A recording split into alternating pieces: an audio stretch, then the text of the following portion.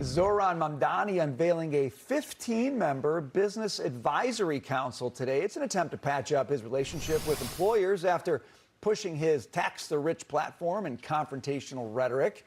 And although Mamdani's council has some big names in New York business, it's missing a few notables, including Jamie Dimon and Ken Griffin, just a couple that are missing from there.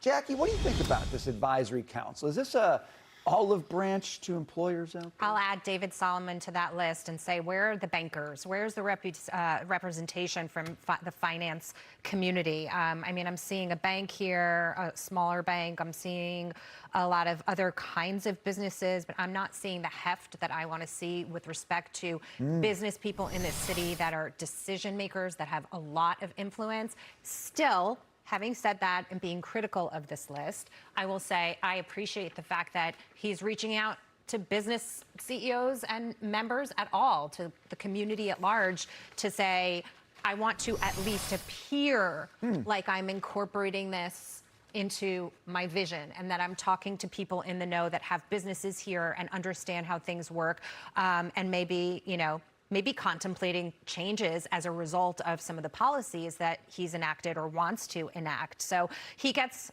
I don't know, like Siskel and Ebert. What's the How many stars? Is it 4 or 5? About a 4, isn't it? Okay, so I'm No, going it's to a give him thumbs 1 up, star. thumbs down. Oh, there's Siskel and Ebert's thumbs up. Thumbs up, thumbs down. He gets a thumbs up for this, but not on a. Oh, he does? You know, not backed by any stars, because I feel like to really pull me into this and to believe in what he's doing and to be doing it in earnest, he would have other people included. If he asked you to sit on it, would you sit on it there? Would you sit on the board with him? Ooh, I like that. I would sit on it, but I don't run a business here, so I'm not sure what Well, value I mean, just as a business leader, because I would not, and I'm not surprised that a lot of prominent business leaders wouldn't want to sit, wouldn't want to become a patsy in his obvious attempt to... I disagree. Even if you don't believe in what he's doing, if you're asking me hypothetically, if he asked me to sit, would I do it? I would do it, because you still need to be a part of the conversation. You also need to see what they're talking about and how they're conducting business. And even if you don't like Mayor Mamdani, be an influencer of change. And he's just been so anti-capitalist. I know, mean, it was just three or 4 years ago, he was talking about seizing the means of production, the redistribution of wealth, moving from a private system of home ownership to a public system of ownership. This is not just some wacky ideas. This is somebody who believes this social stuff to the core. And you need somebody in that room, and I don't know if any of these people will do that, but you need somebody in that room who will challenge Can I just point when there's not one Republican on the list. Me too. There's not one Republican on the list. I believe that is Find true. one conservative. There are none. Bingo. I went through the list. The only one. All right. I can name the big swinging Democrats on the list. Yeah, I'm dying Marcus to do Samuelson, chef, love his food, but he was the chef at President Obama's first state dinner. Yes.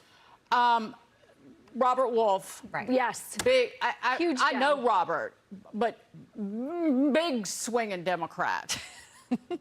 All of them, I couldn't find. I think Scott Reckler maybe has given some money in the past to Republicans, but only because he's in real estate. RXR, is that his business? Yeah. I have some good nuggets, too. Oh, my God. There's not one conservative. The founder and yogurt maker of Chobani endorsed Kamala for president. Robert Wolf, we know, massive Democrat. Priscilla Sims Brown, the president and CEO of Amalgamated Bank, huge Democrat. The New York Post back in 2023 wrote a piece that the Amalgamated Bank is a bank of the DNC. She was chief of staff for the 2012 Obama-Biden campaign.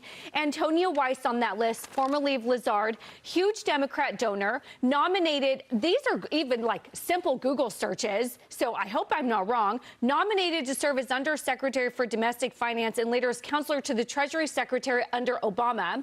Tony James, who they say formerly of Blackstone, consistently fundraises for Obama, Hillary, Biden, and endorsed Kamala.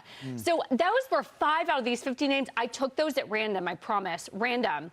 And I thought, oh, because of course, these business leaders are joining because they're in the agenda. So to Wait a me, sec, when I look, I push back on that. Lots of pushback. it didn't feel real or sincere to me. Okay, you do your pushback. I would just say, I hear you on the background of some of these people, and that was like the first thing I'm looking at, and I'm saying, why are there not more serious people on this list?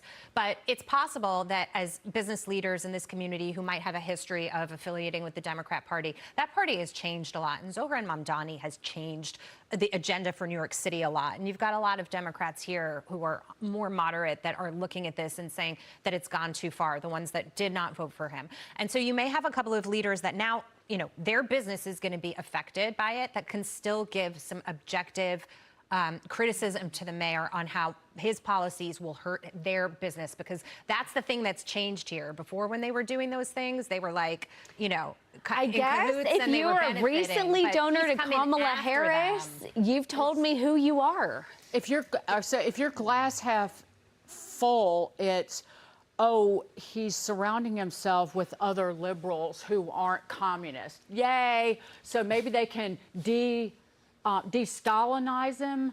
Maybe they can reprogram him and make him